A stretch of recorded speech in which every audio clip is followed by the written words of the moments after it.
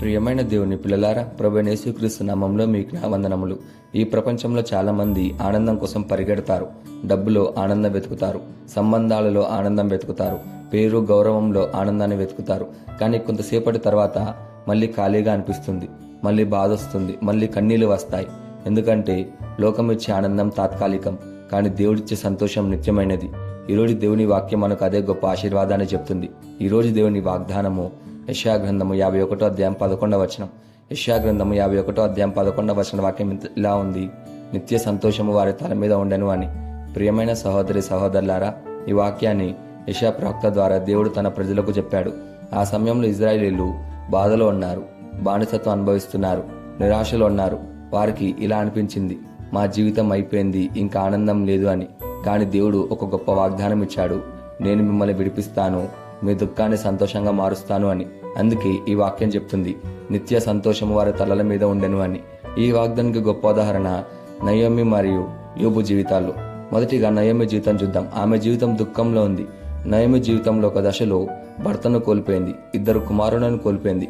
ఆమె పూర్తిగా విరిగిపోయింది. ఆమెకు కూడా ఇలా అనిపించింది, నన్ను నయోమి అని పిలవకండి, మారా అని పిలవండి అని. మారా అంటే చేదు, ఎందుకంటే ఆమె జీవితం బాధతో నిండిపోయింది. కానీ దేవుడు నయోమిని మర్చిపోలేదు. రూతు ద్వారా దేవుడు ఆమెను మళ్ళీ కొత్త జీవితాన్ని ఇచ్చి మళ్ళీ ఆశీర్వదించాడు. తర్వాత వారి కుటుంబంలో ఆనందం తిరిగి వచ్చింది, ఆశ తిరిగి వచ్చింది. ఒకప్పుడు ఏడ్చిన నయోమి ఇప్పుడు మనవాడిని ఎత్తుకొని ఆనందిస్తుంది. అలాగే రెండోదిగా యోబు జీవితం. యోబు జీవితాన్ని చూస్తే ఒక్కసారిగా ఆస్తి పోయింది, పిల్లలు చనిపోయారు, ఆరోగ్యం పోయింది. అతను బూడిదలో కూర్చొని బాధపడ్డాడు. ప్రజలు కూడా అతన్ని తప్పుగా అర్థం చేసుకున్నారు. అయినను దేవుడు అతన్ని విడిచిపెట్టలేదు. యోబు చాలా బాధపడ్డాడు, ప్రశ్నలు అడిగాడు, ఏడ్చాడు. కానీ దేవునిపైన విశ్వాసాన్ని మాత్రం కోల్పోలేదు. అతను ఇలా అన్నాడు, నా విమోచకుడు జీవించుచున్నాడు అని. చివరికి దేవుడు యోబు పరిస్థితిని మార్చాడు. ముందు కంటే 2 ఆశీర్వాదాన్ని ఇచ్చాడు. ఒకప్పుడు కన్నీళ్లలో ఉన్న జీవితం ఇప్పుడు నిత్య సంతోషంతో నిండిపోయింది. ఈ ఇద్దరి జీవితాలు మనకు ఒక గొప్ప సత్యాన్ని నేర్పిస్తున్నాయి. ఒకప్పుడు వారు ఆనందంగా జీవించారు, ఆశీర్వాదాలతో ఉన్నారు, మంచి స్థాయిలో ఉన్నారు.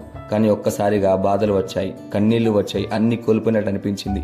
అయినా దేవుడు వారిని విడిచిపెట్టలేదు. వాళ్ళ కన్నీళ్లను చూశాడు, వారి ప్రార్థనలు విన్నాడు. సరైన సమయంలో వారి జీవితాలను మళ్లీ నిలబెట్టాడు. అంతేకాదు, ముందు కంటే ఎక్కువగా ఆశీర్వదించాడు. అవమానాన్ని ఘనతగా మార్చాడు, దుఃఖాన్ని సంతోషంగా మార్చాడు.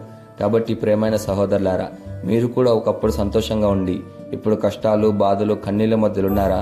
దేవుడు ఆశీర్వాదం ఎప్పుడు వస్తుంది అని ఎదురు చూస్తున్నారా? అయితే ఈరోజు దేవుడు మీతో చెప్తున్నాడు, నేను నిన్ను విడిచిపెట్టను, నీ కన్నీళ్లు వృధా కావు, నీకు 2 ఆశీర్వాదం సిద్ధంగా ఉంది అని. ఇక్కడ గొప్ప పాఠాలు ఏంటి అంటే, మొదటిగా బాధ శాశ్వతం కాదు. రెండోదిగా దేవుడు కన్నీళ్లను ఆనందంగా మార్చగలడు. మూడోదిగా విశ్వాసం కోల్పోకూడదు. నాలుగోదిగా దేవుని సంతోషం నిత్యమైనది. అలాగే ఈ వాగ్దానాన్ని మన జీవితంకి ఎలా తీసుకోవాలంటే, మొదటిగా కష్టాల్లో కూడా దేవునిపై నమ్మకం ఉంచాలి. రెండోదిగా నిరాశల్లో పడకూడదు. మూడోదిగా దేవుని వాగ్దానాన్ని పట్టుకోవాలి. నాలుగోదిగా ఆనందాన్ని దేవునిలో వెతకాలి. ప్రియమైన సహోదరి సహోదరులారా, ఈరోజు మీరు కూడా బాధలో ఉన్నారా?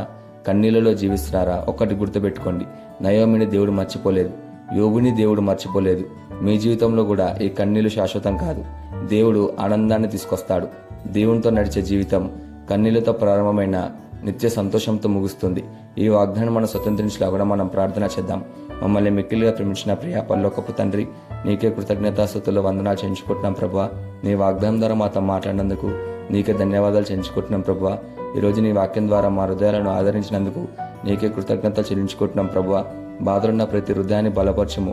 నయోమి మరియు యోబు జీవితాలను మార్చినట్లే మా జీవితాలలో కూడా ఆనందాన్ని నింపండి ప్రభువా. మా కన్నీళ్లను సంతోషంగా మార్చండి. నీ సన్నిధిలో నిత్యమైన ఆనందం అనుభవించే కృపను మాకు దయచేయమని ప్రార్థిస్తూ యేసుక్రీస్తునామమున అడుగుచున్నాం తండ్రి, ఆమేన్.